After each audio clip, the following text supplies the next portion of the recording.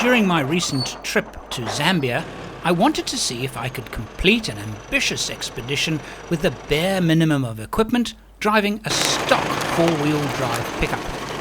One of the pieces of equipment that I considered a must, and still do, is a canopy. So I fitted one, but little did I know that I would learn so much about them. So one of the things you can't really skimp on is a canopy. Canvas canopies let in a huge amount of dust, and there's no security at all. And you have to think about that: dust, security and strength. Those are the three key things.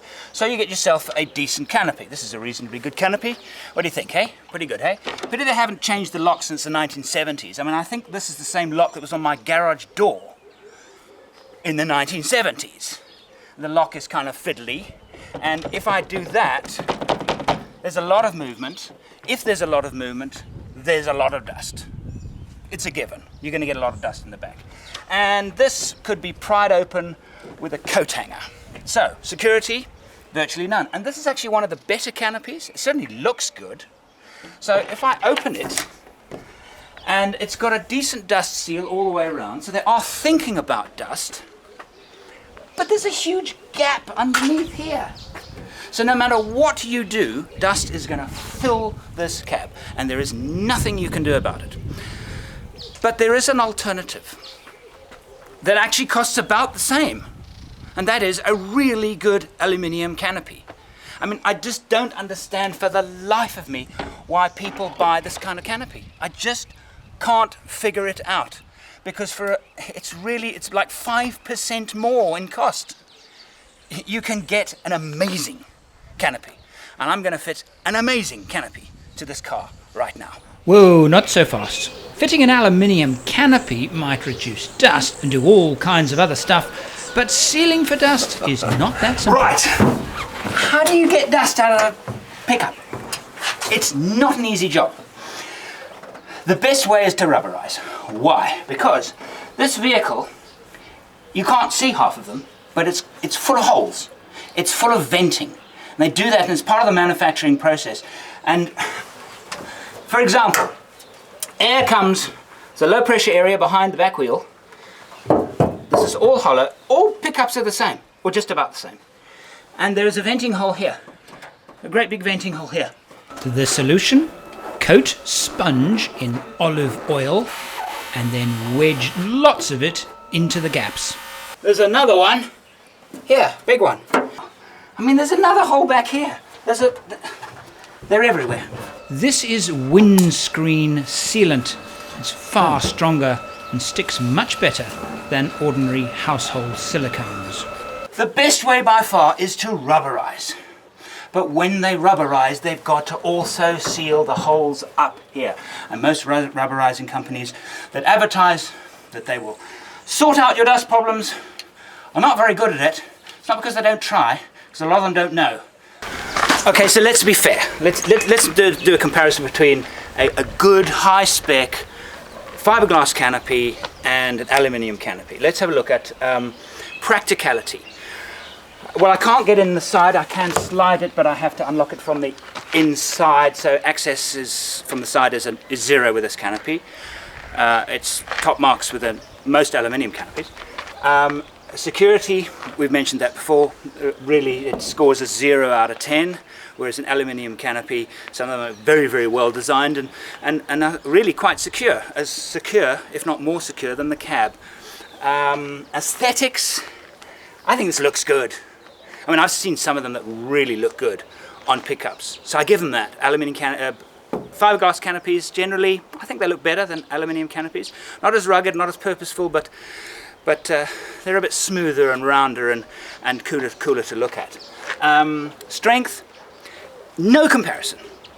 This scores a 0. I mean, in fact, the aluminium canopy that I'm going to fit to this now by Bushtec, when they were developing it, I was involved in a very small way with this. They were just kind of showing me this idea, and I was quite impressed right from the start.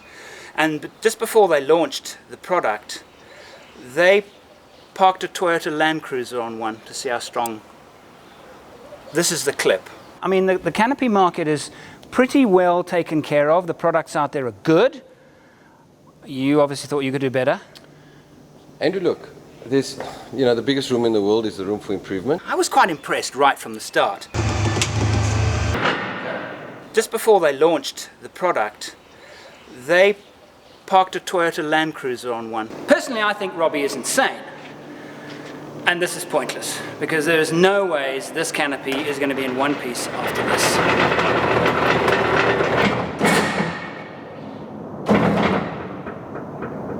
That's going to be your final test.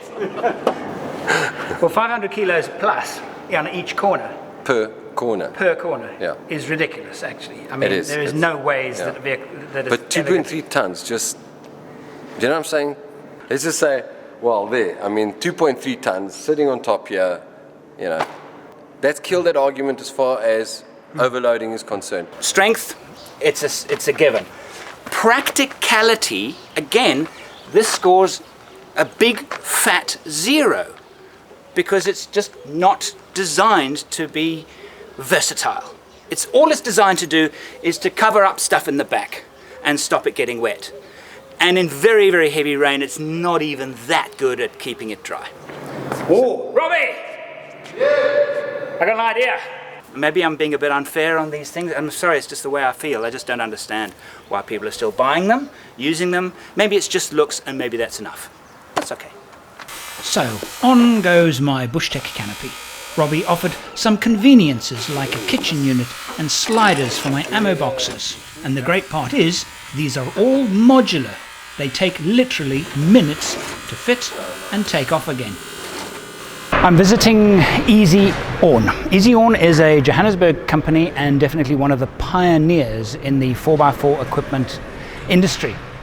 Not only in South Africa, but in fact in the world.